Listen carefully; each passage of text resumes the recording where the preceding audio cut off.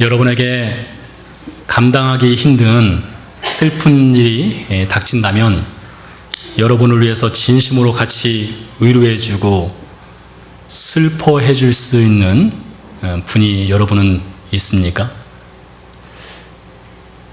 여러분, 저는 이 질문이 매우 심각한 질문이라고 생각합니다. 저 자신에게도 마찬가지입니다. 제가 정말 감당하기 힘든 어려운 일을 당했을 때 저를 찾아와서 위로해 줄 수 있는, 같이 슬퍼해 줄 수 있는, 손을 꼭 잡아줄 수 있는 형제 자매가 있는가? 우리 인생 시계가 그 생명을 다해서 멈추게 되었을 때 만사를 다 제쳐두고 찾아와서 우리 인생의 코에 그 호흡이 끊어지는 그 순간을 같이 지켜보며 그 마지막 자리를 지켜줄 형제자매가 여러분에게는 과연 있습니까? 여러 해 전에 베네수엘라에서 지금 현재 사역하시는 정원석 선교사님께서 정션 그 맨하탄에서 사역을 하실 때였습니다. 주님의 교회에서 목회를 하셨었지 않습니까? 교회 창립 예배 때 초청을 받아서 그 눈보라를 뚫고 2시간 정도로 달려서 예배에 참석했던 기억이 납니다. 예배를 마치고 교제를 한 후에 그때 같이 동역을 했던 이희주 목사님께서 저를 찾으셨습니다. 그리고 하시는 말씀이 교회로 오는 길에 자동차가 문제가 있어서 길가에 세워놓았다고 합니다. 돌아가는 길에 같이 가줄 수 있는지를 물었습니다. 저는 그때 매우 기분이 좋았습니다. 왜 그런가 하면 그 자리에 많은 사람들이 있었는데 제가 선택을 받았기 때문입니다.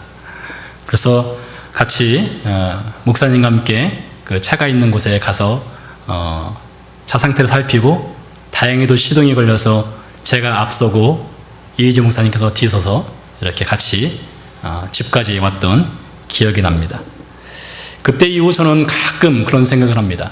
여러분, 우리가 자동차를 타고 도로를 달리다 보면 가끔 차가 멈춰 있는 것을 보지 않습니까? 다행히도 제 차는 한 번도 멈춘 적은 없어요. 그런데 만약에 제 차가 달리다가 멈췄을 때, 갑작스럽게 제가 도움이 필요할 때 보험회사에 전화하는 대신에 제가 전화할 그 누군가가 있는가, 이런 생각을 가끔 해보았습니다. 사실 지금도 종종 가끔 그런 생각이 들 때가 있어요. 제가 위급한 일을 당했을 때 전화를 해서 도와달라면 아주 기분 좋게 찾아와서 도와줄 그 누군가가 있는가, 이것입니다. 여러분 어떻습니까?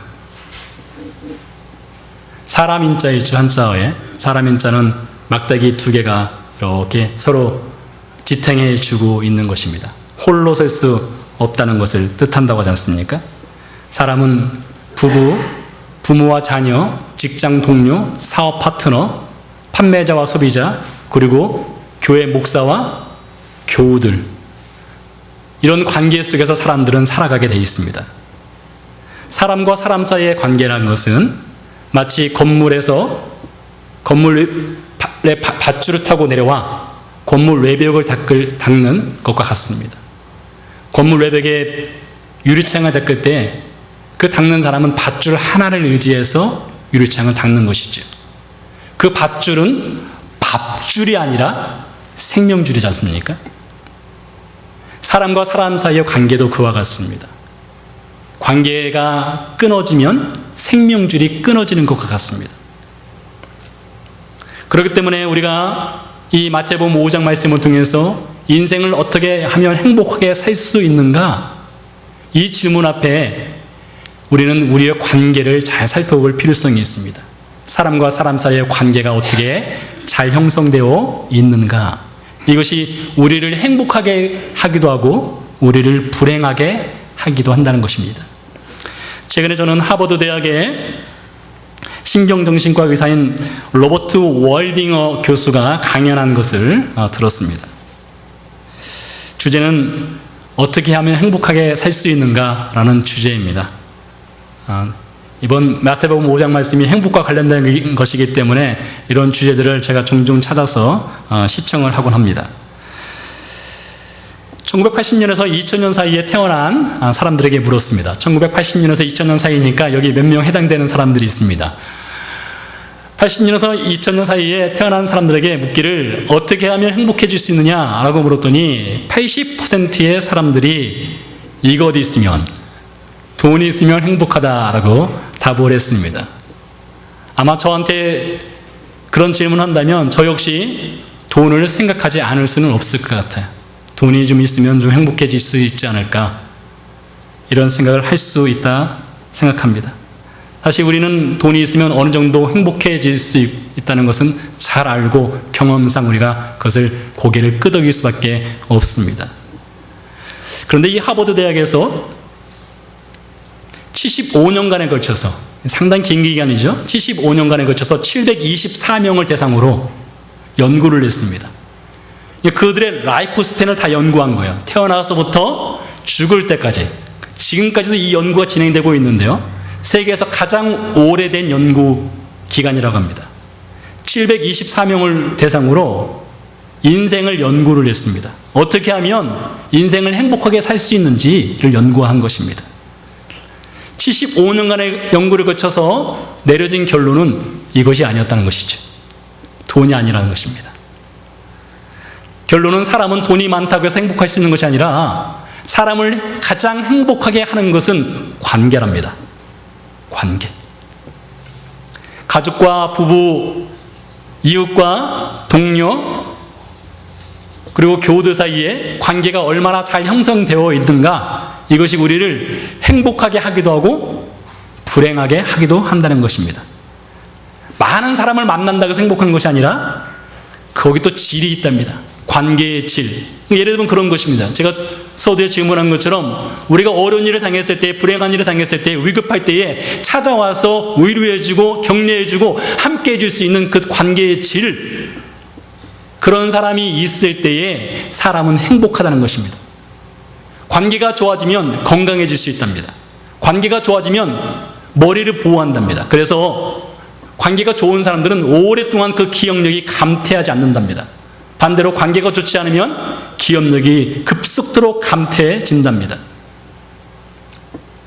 이 75년간에 걸쳐서 연구한 것을 발표하는 로버트 월딩어가 마지막에 이런 얘기를 했습니다. 사실 이 75년간의 연구를 거쳐서 좋은 관계가 행복한 인생을 만들어낸다는 것은 전혀 새로운 것이 아닙니다. 성경에도 나와 있죠. 해 아래 새 것이 없다. 그와 같습니다. 사실 이 사실은 오래전부터 인류가 잘 알고 있다는 것입니다. 그러나 좋은 관계를 만들어 가는 데는 노력이 필요합니다.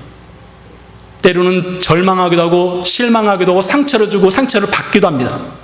그래서 사람들은 좋은 관계를 만들어 가는 것보다 인스턴트, 잠시 잠깐의 즐거움을 주는 것에 더 집착을 한다는 것입니다. 그럼에도 불구하고 우리가 좋은 관계를 유지하기 위해서 노력하고 애쓰고 힘쓴다면 그것이 행복으로 인도하는 지름길이다라고 결론을 내렸습니다. 저는 이 로버트 월딩어와 하버드 대학에서 연구한 이 75년간의 라이프 스팬을 연구한 것이 오늘 본문 말씀을 이해하는 데 도움이 된다, 이런 생각을 합니다. 오늘 5절 말씀 보니까 온유한 자는 행복합니다. 그들은 땅을 상속받기 때문입니다. 라고 되어 있습니다.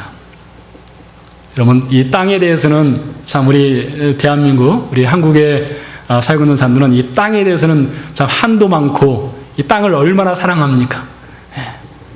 우리 영락교는 땅이 참 넓어요. 저는 영락교를 특별히 사랑하는 것이 땅이 넓어서 사랑한다 할 수 있을 정도로 참 땅이 넓은데 이 땅에 대한 사랑은 우리나라가 참 각별하다, 이런 생각이 듭니다. 우리말 온유에 해당하는 히브리어 단어는 아나입니다. 아나. 이 아나라고 하는 단어는 겸손이라는 뜻도 있고 가난이라는 뜻과도 연결되어 있습니다. 온유하다, 이 말은 그래서 겸손한 사람, 좀 마음이 가난한 사람, 이것을 온유하다라고 한다는 것이죠. 자신을 낮추고 다른 사람을 존중하는 사람이 온유한 사람입니다. 그런 사람들은 사람의 지위와 능력과 재물에 따라서 등급을 나누지 않습니다. 여러분, 오늘날 얼마나 많은 등급이 나눠져 있습니까? 여러분 잘 아시는 용어가 있습니다. 금수저, 은수저, 흙수저. 이런 등급을 나눠서 오늘날 사람들을 평가합니다. 그러나 온유한 사람은 금수저, 은수저, 흙수저 이런 등급을 나누지 않는 사람들이 온유한 사람이란 것입니다. 자신을 낮추고 사람을 존중하기 때문입니다. 관계가 잘 형성되기 위해서는 기본적으로 사람을 존중하는 마음이 있어야 됩니다. 여러분, 사람이라는 존재가 얼마나 존귀한 존재입니까? 하나님께서 여러분의 코와 눈과 입과 모든 것을 손수 빚으셨습니다. 그렇기 때문에 저와 여러분은 하나님의 작품이라고 하지 않습니까? 그냥 노판에서 가판대에 놓고 판매하는 싸구려 물건이 아니라 저와 여러분은 하나님이 직접 창조하신 작품이라는 것입니다.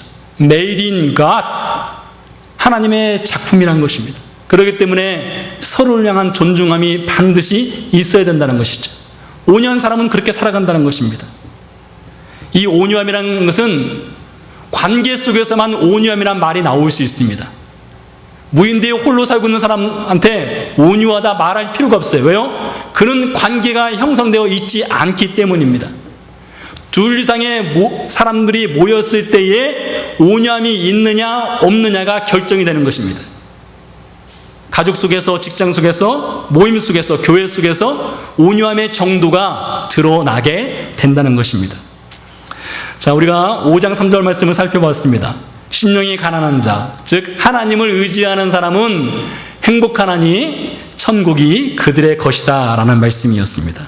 그 말씀과 오늘 본문 온유한 사람은 행복하나니 그들이 땅을 상속받는다, 이 말은 공통점이 있어요. 어떤 공통점이 있는가 하면 하나님 나라를 소유하는 것과 땅을 소유한다는, 땅을 상속받는다는 공통점이 있습니다. 그렇게 볼 때에 하나님을 절대적으로 의지하는 사람은 땅을 상속을 받는 것이고, 온유한 사람은 하나님 나라를 소유한다, 이렇게 말해도 될 것 같습니다.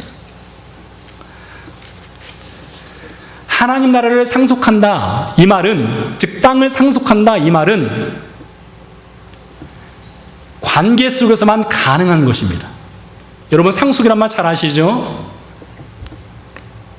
저희 아버지가 저희 가족에게 남기신 것이 있습니다. 돌아가시면서 2003년도에 돌아가셨는데 무엇을 남겼는가 하면 56평짜리 땅을 남겼습니다. 여러분, 56평이면 땅의 사이즈가 얼마나 되는지 모르겠어요. 우리 교회 이 내부만한 사이즈인지 모르겠습니다. 그 56평의 땅을 남기셨고 그 땅 위에 어머니가 집을 짓고 지금 살고 계십니다. 얼마 전에 어머니 이름으로 그 땅을 등기를 새롭게 했어요. 어머니가 돌아가시면 그 땅은 이제 저희 자녀들이 서로 나누겠죠. 몇 명입니까? 5명이니까 대략 예상되시죠? 네, 11평씩 11평씩 땅을 나눈 겁니다. 나머지 하나는 아마 제가 가질 것 같아요. 저는 12평. 상속한다는 것은 관계 속에서만 가능한 것입니다. 왜 제가 그 땅을 상속받을 수 있을까요? 저희 아버지와 저와는 혈연지간이기 때문에 가능한 것이죠.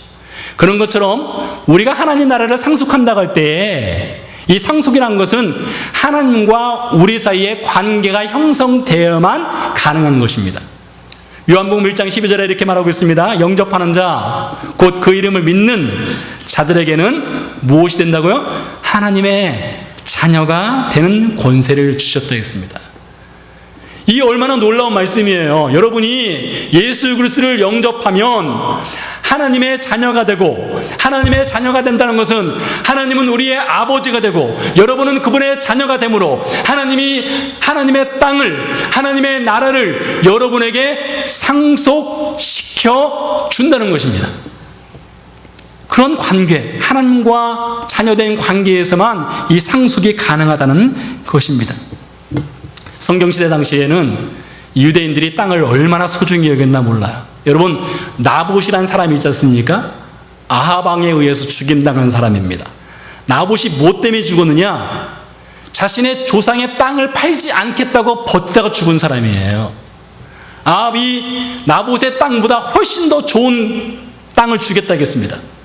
원하면 돈도 더 쳐주겠다고 했습니다. 근데 나봇이 절대로 우리 조상의 땅을 팔 수 없다고 했습니다.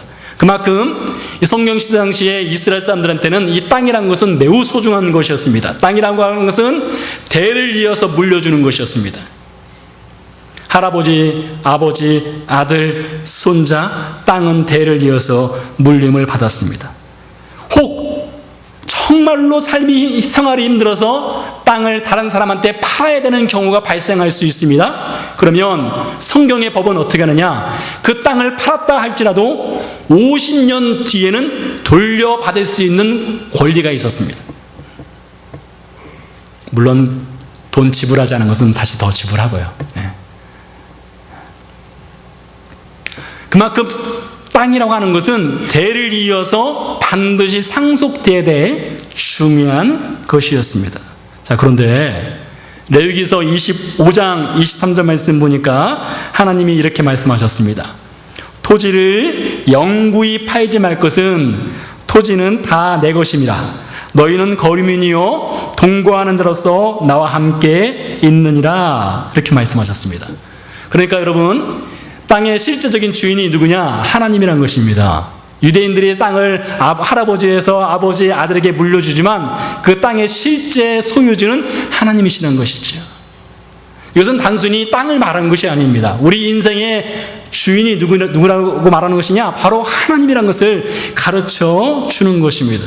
그래서 하나님께서 이 땅에 관한 말씀을 하실 때는 단순히 우리가 밟고 있는 이 땅을 말하는 것이 아니라 이 땅도 하나님의 것이지만 저 영원한 천국이 하나님의 소유란 것입니다. 그것을 하나님의 자녀가 되는 저희 여러분에게 상속으로 주시겠다는 것이죠. 상속이라는 것은요, 자녀가 결정하는 것이 아닙니다. 여기 제 자녀가 있습니다. 체리미가 있지만 제가 혹시 저희 아버지의 땅 56평의 땅 중에서 12평을 제가 상속 받는다고 해서 그 땅을 잘 보관하고 있다가 나중에 우리 체리미한테 했다 하고 너 가져라 하고 상속으로 물려줄 수는 있습니다. 근데 체리미가 저한테 사인을 하면서 아버지 이거 아버지 가져 하고 저한테 상속으로 저한테 줄 수는 없습니다. 왜요? 상속이라는 것은 위에서부터 내려오는 것이기 때문입니다. 그와 마찬가지입니다. 하나님께서 위에서부터 저와 여러분에게 하나님 나라를 상속시켜 주시는 거예요. 그러기 위해서는 관계가 돼야 됩니다. 하나님과 여러분과의 하나님 아버지와 자녀의 관계가 확실해야만 상속을 받을 수 있다는 것입니다. 우리 하나님 어떤 분이십니까? 여러분과 아버지와 아들로서, 아버지와 딸로서의 관계를 만드시고자 하나님 그 아들 독생자를 우리에게 주신 분이십니다. 예수 그리스도가 없이는 그 관계가 형성될 수 없기 때문에 예수님을 주셨어요. 그만큼 하나님은 우리와 관계를 맺기를 원하시는 분이십니다. 하나님 아버지와 여러분과의 관계가 이렇게 아버지와 자녀로 잘 형성되어 있으면은 사람과의 관계도 자연스럽게 잘 형성될 수밖에 없습니다. 이것은 틀림없는 사실입니다. 1 더하기 1은 2죠. 그와 같은 거예요. 하나님과의 관계가 잘 형성되면 사람과 사람 사이의 관계도 잘 형성될 수밖에 없습니다. 간혹 어떤 분들이 이렇게 말할 수 있습니다. 나는 하나님은 잘 믿고 있는데 사람과의 관계는 별로 좋지 않아. 여러분, 그것은 틀림없이 문제가 있는 것입니다. 영적으로 건강하지 못한 것입니다. 성경에 찾아보니까 온유한 사람은 딱 2사람이 나옵니다. 다른 사람을 향해서는 온유하다는 말을 쓴 적이 없어요. 딱 2분이 나와요. 첫 번째는 구약의 모세가 나오고요. 두 번째 신약의 예수님이 나옵니다. 모세에 대해서는 민수기서 12장 3절을 보니까 이렇게 나왔습니다. 이 사람 모세는 온유함이 지면의 모든 사람보다 더하더라 했습니다. 그러니까 모세가 온유함이 얼마나 더했는지를 성경에 기록을 하고 있는데요. 민수기서 12장에 모세의 온유함을 말하고 있는 이유가 있습니다. 왜 그런가 하면 바로 전에 모세가 결혼을 했습니다. 이 구스 여자하고 결혼을 했어요. 그랬더니 모세의 누나인 미리암이 화가 벌컥 났습니다. 왜 그런지 모르겠어요. 왜 화를 냈는지 모르겠는데 화를 막 내면서 모세를 공개적으로 비방을 막 늘어놨습니다. 험담을 늘어놨어요. 모세를 향했어요. 그랬더니 그때 하나님께서 얼마나 화가 나셨는지요. 하나님께서 즉각적으로 미리암에게 벌을 내리셨어요. 문둥병, 즉 한생병에 걸리게 해버리셨습니다. 여러분, 비방 한번 잘못했다가 문둥병에 걸려서 죽게 된 것입니다. 비방이 얼마나 무서운 것입니까? 험담이 얼마나 무서운 것입니까?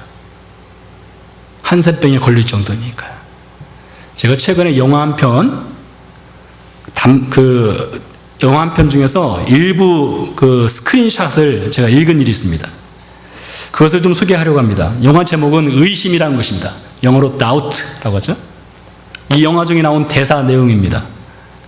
한 여인이 잘 모르는 한 남자에 대해서 알 수 없는 험악한 비방을 늘어놓았습니다. 그날 밤에 이 여인이 잠을 자는데 꿈을 꾸었어요. 꿈 속에서 거대한 손이 그 여인의 눈앞에 나타났습니다. 그 거대한 손을 보고 여인은 겁에 질렸고 두려웠고 죄책감에 깊이 빠졌습니다. 다음날 아침 일찍 일어나자마자 신부를 찾아갔어요. 신부님께 물었습니다.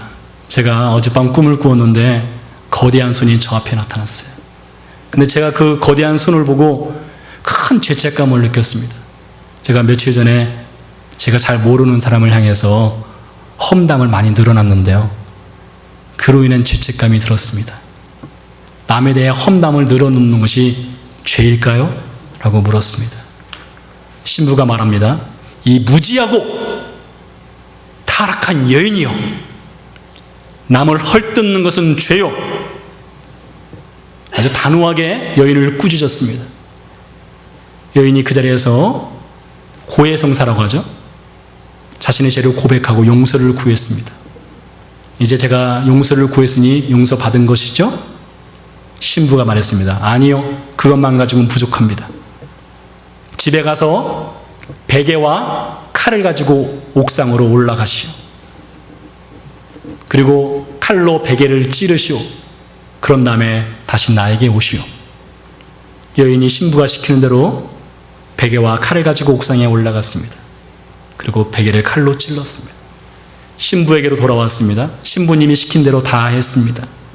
어떻게 되었어? 옥상에서 칼로 베개를 찌르니까 깃털들이 빠져나와서 깃털들이 사방에 다 날아갔습니다. 신부가 말합니다. 다시 옥상으로 가시오. 그리고 그 바람에 날린 모든 깃털들을 다 주워 담으시오. 여인이 절망 속에서 신부에게 물었습니다. 이미 바람에 다 날려버렸는데 어떻게 제가 다시 그 깃털들을 다 다시 주워 담을 수 있습니까? 여러분 잘 들으시기 바랍니다. 그때 신부가 이렇게 말합니다. 그게 바로 험담이요. 사람을 향해서 비방하는 것, 험담하는 것은 마치 깃털과 같도 주워 담을 수 없게 바람에 다 날려버린 깃털과 같은 것이요. 험담은 자신을 죽이고 상대방을 죽이고, 험담을 듣는 사람, 무언에 동의를 하는 그 사람을 죽이는 것이 바로 그 험담이요. 이 험담을, 이 비방을 모세의 누나인 미리암이 늘어놓은 것입니다. 하나님은 즉각적으로 그녀를 향해서 심판을 했습니다.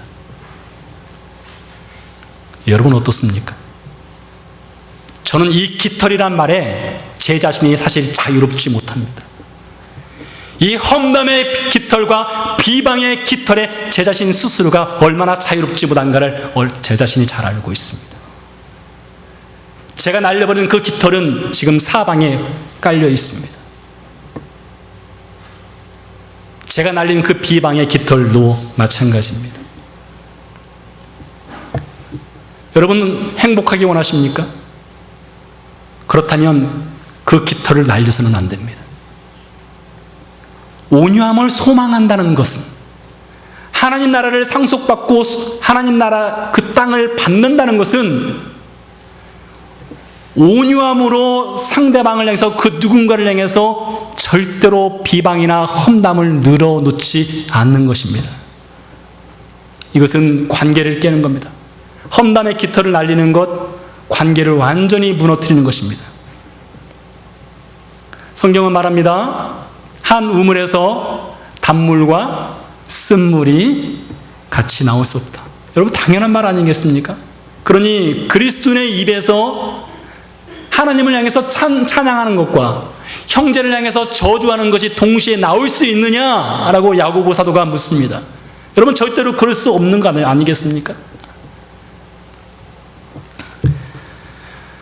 사람 인자가 서로 지탱하고 있는 것처럼 상대방을 누군가를 향해서 비방이나 험담을 늘어놓으면 상대방만 무너지는 것이 아니라 비방을 늘어놓는 사람 역시 무너지게 되어 있습니다. 오늘 본문에서 예수님 말씀하셨습니다. 온유한 사람이 되어야 된다. 즉 예수님 사실 온유하시기 때문에 그런 말씀을 하실 수 있는 것이에요. 마태복음 11장 29절 말씀 보니까 예수님이 이렇게 말씀하셨습니다. 우리가 잘 아는 말씀입니다. 나는 마음이 온유하고 겸손하니 나의 멍에를 메고 내게 배우라. 그러면 너희 마음이 쉼을 얻으리니 이는 내 멍에는 쉽고 내 짐은 가벼움이라. 예수님이 스스로를 향해서 나는 온유하다, 겸손하다 이렇게 말씀하셨어요. 그러면서 예수님의 멍에를 메라고 했습니다. 여러분, 멍에가 뭔지 아시죠? 시골에서 사신 분들은 다 아십니다. 저도 본 적이 있고요. 멍에라고 하는 것은 소 목에다가 끼우는 것이죠. 끼워서 쟁기질을 시키거나 달구지를 끌 때 사용하는 것입니다. 멍이가 끼어 있으면 소는 자기 마음대로 움직일 수가 없습니다. 주인이 시킨 대로 움직이게 되어 있지요. 근데 예수님께서 오늘 말씀에 네 멍에를 매지 말고 나의 멍에를 매라겠습니다. 예수님의 온유함의 멍에를 매라는 거예요. 예수님의 겸손함의 멍에를 같이 매라는 것입니다. 그래서 한편에는 예수님이 계시고 다른 한편에는 저와 여러분이 있는 거예요. 모든 그리스도인들은 예외 없이, 그 누구도 예외 없이 예수님의 멍에를 같이 메고 있는 사람들입니다. 여러분, 왼편을 한번 보세요. 실제로 보세요. 왼편을요. 오른편을 보세요.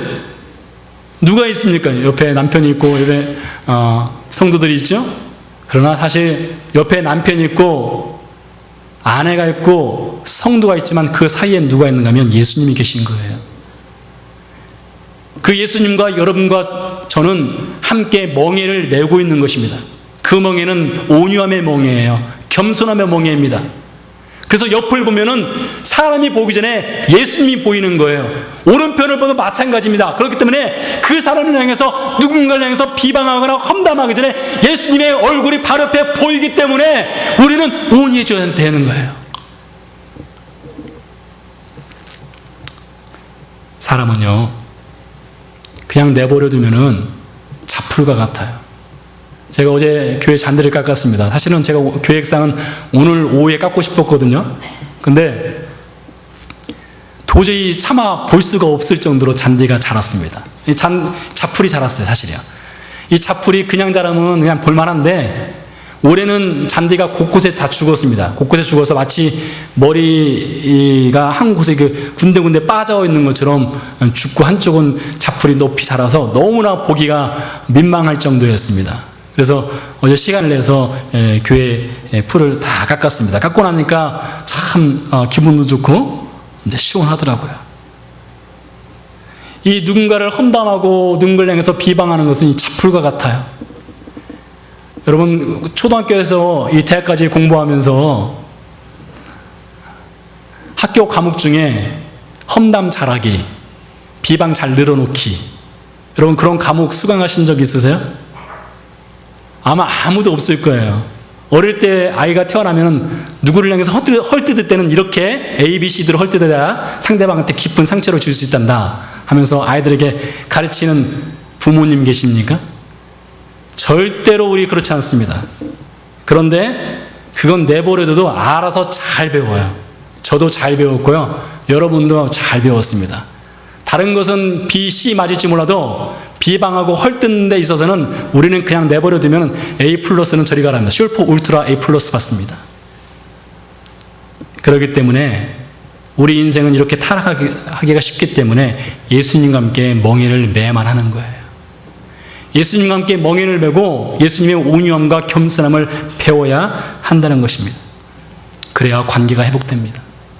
그래야 행복할 수 있는 거예요.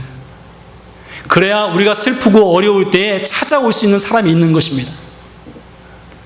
예수님이 탄생했을 때에 그 탄생 소식을 듣고 제일 두려웠던 사람이 누구인가 하면 그 당시의 왕인 헤롯이었습니다. 헤롯은 얼마나 무서웠나 몰라요. 예수님의 탄생 소식을 듣고요. 그래서 베들레헴에 사는 2살 이하의 아이들을 다 죽여버리지 않습니까? 그 헤롯이 마지막 죽을 때는 여리고에서 죽었습니다. 여리고에서 죽기 전에 그는 심한 당뇨병에 걸렸어요. 당뇨 합병증을 해서 얼마나 그 인생 말미에 고통스럽게 살았나 모릅니다. 일화에 의하면 헤롯은 식사 후에 꼭 사과를 먹곤 했습니다. 사과를 디저트로 먹었는데 자신이 너무나 괴로우니까 늘 사과를 손으로 직접 깎아 먹었었는데 너무나 괴로우니까 사과를 깎던 칼로 몸을 자해를 하기도 했다 합니다. 그 정도로 고통스럽게 말미를 보냈습니다. 그러던 헤롯이 죽기 직전에 신하들에게 하나의 명령을 내렸습니다. 예루살렘에 올라가서 유대 종교 지도자들을 다 불러 모아라. 이제 곧 내가 죽을 것 같다 했습니다. 신하들이 예루살렘에 있는 종교 지도자들을 다 여리고로 불렀어요. 30여 킬로미터밖에 안 떨어져 있으니까 금방 올 수 있죠. 종교 지도자들이 다 모이자 헤롯이 그들을 다 가둬버리려겠습니다. 여리고에 있는 헤롯 궁전에 다 가뒀어요. 그리고 신하들에게 이런 명령을 내렸습니다. 내가 죽으면 쟤네들 다 죽여버려 했습니다. 자기 죽었을 때 그 유대 종교 지도자들을 다 죽이라고 했어요. 왜 그랬을까요? 헤롯이 죽기 전에 그는 매우 외로움을 탔던 사람입니다. 혼자 남았어요. 혼자. 그래서 자기가 죽었을 때에 그 누구도 자기를 위해서 눈물 한 방울 흘려줄 사람이 없다는 것을 알았어요. 여러분, 최고의 권력자 아니겠습니까? 그의 말 한마디에 사람이 죽고 사는 그런 권력을 지닌 사람이었습니다. 온갖 쾌락을 누리고 모든 것을 다 갖고 있는 사람이었습니다. 그러나 그 인생 마지막은 얼마나 불행했던지 그를 위해서 눈물 한 방울 흘려줄 사람이 없었던 것입니다. 그래서 유대 종교 지도자를 죽여서까지라도 사람들의 눈에서 눈물을 짜내고 싶었던 인물이 헤롯이었습니다. 얼마나 불행합니까? 관계가 깨진 상태로 살아가면 헤롯과 비슷한 인생 마지막을 맞이한다는 것입니다. 저는 여러분에게 이 관계 회복을 위해서 위대한 일을 하라고 여러분에게 부탁드리는 것이 아닙니다. 온유해져야 된다는 것입니다. 온유해지려면 입을 지켜야 됩니다. 온유해지려면 비방을 멈춰야 됩니다. 온유해지려면 그 험담의 깃털을 사방에 날려서는 안 되는 것입니다.